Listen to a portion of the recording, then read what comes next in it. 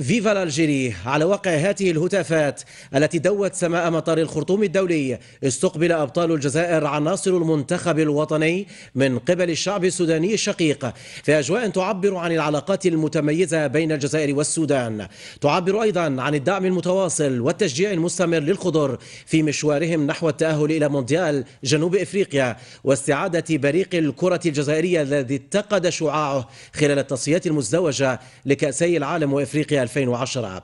أجبال سعدان، وبعد مباراة بطولية أمس بملعب القاهرة الدولي وبإرادة لا تقهر، أبانوا على المستطيل الأخضر عن مستوى عالمي راق وتحكم مثالي في الأعصاب وروح رياضية عالية. سيخوضون إذن بالسودان جولة الفصل يحدوهم في ذلك تحقيق آمال الشعب الجزائري في اقتطاع أغلى التأشيرات، تأشيرة المونديال. توفيق عليلي.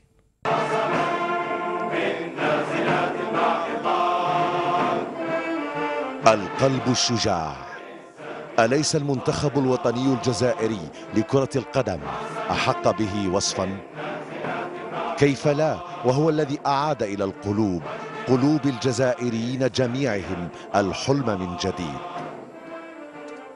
نعم، ظل المنتخب الوطني لكرة القدم مستميتا طوال مجريات المباراة التي خاضها ضد شقيقه المنتخب المصري، ورغم كل أنواع الضغط الذي مورس عليه، بل قدم في هذه المباراة الصعبة كل شيء يؤكد بما لا يدع أي مجال للشك بأنه منتخب من طينة الكبار.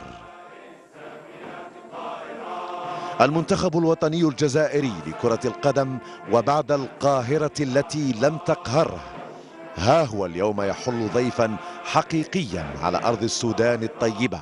احنا في بلد السودان فهم يساندون في المقابلات والفريق المصري، وان شاء الله نفرحهم ونفرح الشعب الجزائري اليوم اشقائنا. On doit remercier le peuple soudanais de nous soutenir et Inch'Allah on donnera la victoire au peuple algérien.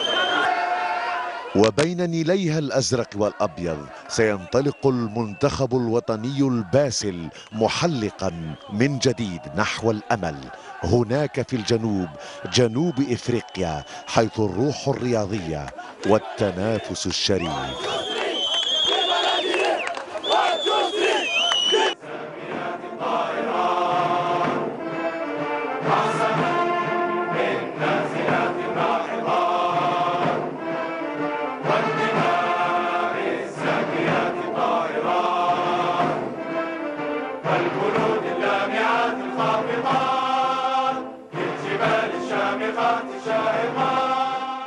رئيس الجمهورية السيد عبد